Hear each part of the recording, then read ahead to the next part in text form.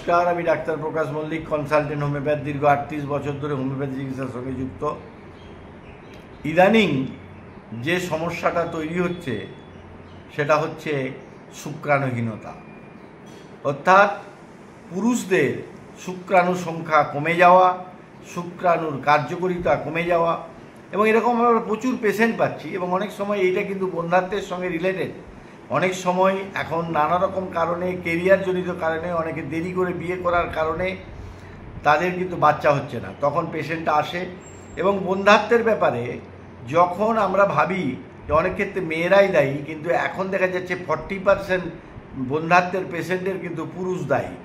অর্থাৎ আমি বেসিক্যালি যে ওই পুরুষের কিন্তু আগে শুক্রাণুটাকে টেস্ট করি। অনেক সময় থাইরয়েডজনিত কারণ থাকে, এবং এই যে শুক্রাণুহীনতার কারণ বলে অনেকে বলছেন যে ফাস্টফুড টেকিং, বয়সে বিয়ে করা, এবং শুধু তাই নয়, মোবাইল ফোনের ব্যবহার, সেটাও একটা কারণ বলে বলা হচ্ছে।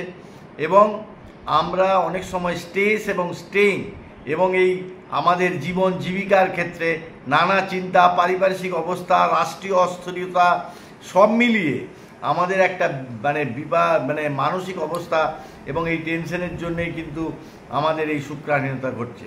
এবং আমাদের হোমিওপ্যাথি ওষুধ আছে যাদের অ্যাজিওস্পার্মিয়া, তাদের ক্ষেত্রে এটা দুঃখের সঙ্গে বলছি যে তাদের ক্ষেত্রে পুরোপুরি সফল না হলেও আমরা তাদেরকে, যাদের ছিল না কিছুই, 20-25 পর্যন্ত করতে পেরেছি। কিন্তু সেক্ষেত্রে আমাদের তাকে আইভিএফ করা সম্ভব হয়েছে, তাকে পুরোপুরিভাবে আমরা কিন্তু বন্ধাত্ব নিরসন করতে পারিনি। কিন্তু যাদের সংখ্যা 20-25, তাদেরকে 60-70 পর্যন্ত করে তার বন্ধাত্ব নিরসন করা সম্ভব হয়েছে। এবং এক্ষেত্রে বলবো যে একটু 25, 26, 28, 30-এর মধ্যে পুরুষকে বিয়ে করার কথা বলবো, এবং তার ফিমেল পার্টনারের বয়স যেন 30-এর মধ্যে হয় এবং 30-32-এর মধ্যে হয়। 35-এর পরে মহিলার কিন্তু সমস্যা। সেই জন্যে এই বন্ধাত্ব নিরসনের জন্য, এবং এক্ষেত্রে যেহেতু আমি আজকে ভিডিওটা করছি শুক্রাণুহীনতা, এবং সেখানে খাদ্যের একটা বিরাট ভূমিকা আছে। সেখানে কি না, অপুষ্টিজনিত কারণেও এটা হতে পারে। সেই জন্য আপনি সকালে আমন্ড খান, মাঝে মাঝে খেজুর খান, ফল খান, ব্যায়াম করুন, এবং মানসিক অস্থিরতা কাটানোর জন্যে যদি আপনার টেনশন থাকে, টেনশন কাটানোর একমাত্র উপায় হচ্ছে অ্যাটেনশন। আপনি নিজেকে কাজে নিবদ্ধ রাখুন।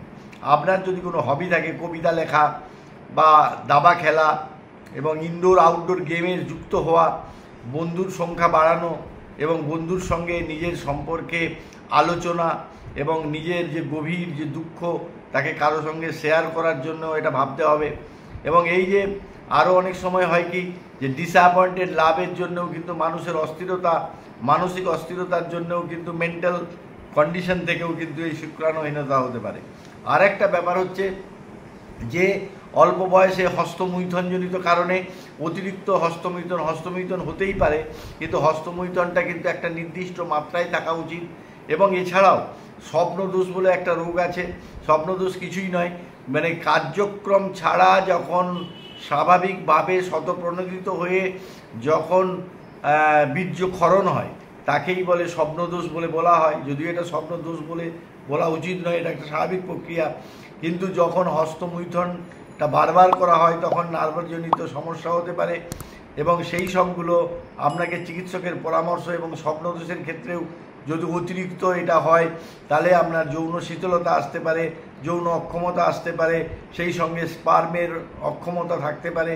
এইগুলো প্রথম থেকেই চিকিৎসকের অবহেলা না করে চিকিৎসকের পরামর্শ। হোমিওপ্যাথি ইজ দ্য বেস্ট, কারণ এটা একটা ফাংশনাল ডিস্টারবেন্সের ক্ষেত্রে হোমিওপ্যাথি যে কার্যকরী ভূমিকা নেয় এ বিষয়ে কোনো বলার অপেক্ষা রাখে না। তাই এই যে শুক্রাণুহীনতা ভয় পাওয়ার কোনো কারণ নেই।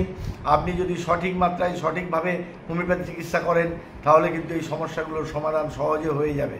তাই আপনারা কোনো সমস্যা চিন্তা করবেন না। একটা জিনিস সবসময় মনে রাখবেন, রোগ যখন আছে ওষুধ তখন আছে।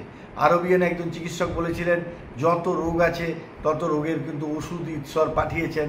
সেগুলো কিন্তু আমরা শুধু অক্ষমতা, অজানার কারণে আমরা সেই রোগকে নিরসন করতে পারছি না। আর সর্বোপরি জানবেন, মানুষ অমৃতের সন্তান, তাই অমৃত আমাদের গাছের মধ্যে এবং কেমিক্যালের মধ্যে, সিনথেটিক প্রোডাক্টের মধ্যে সেগুলো কিন্তু বিরাজমান। শুধু খুঁজে বের করা, নির্দিষ্ট মাত্রায় বিশেষ ডক্টরের সাহায্যে এবং এই নিরসন করা সম্ভব। তাই ভয় না পেয়ে আপনারা এগিয়ে চলুন, ভালো থাকুন, অপরকে ভালো থাকতে সাহায্য করুন। আমাদের এই ভিডিওগুলো যদি ভালো লাগে তাহলে লাইক করুন, শেয়ার করুন, তাহলে আমরা নতুন নতুন ভিডিও করতে অনুপ্রাণিত হব। তাতে মনে হয় আপনারা উপকৃত হবেন। আমাদের এই ভিডিও থেকে যদি একজন মানুষ উপকৃত হয় তাতে আমাদের সার্থক হবে মনে করব। আর যদি আমাদের কোনো ভুল ত্রুটি থাকে তাহলে কমেন্ট বক্সে আপনারা সেগুলো জানাবেন, এবং যদি আপনারা বিশেষ কিছু ভিডিও জানতে চান তাহলে সেগুলোও কমেন্ট বক্সে জানাবেন। তখন আমরা নতুন নতুন ভিডিও করার জন্য ভাববো, আমাদের যোগ্যতা মতো চেষ্টা করব। যাই হোক, আপনারা ভালো থাকুন, অপরকে ভালো থাকতে সাহায্য করুন। নমস্কার।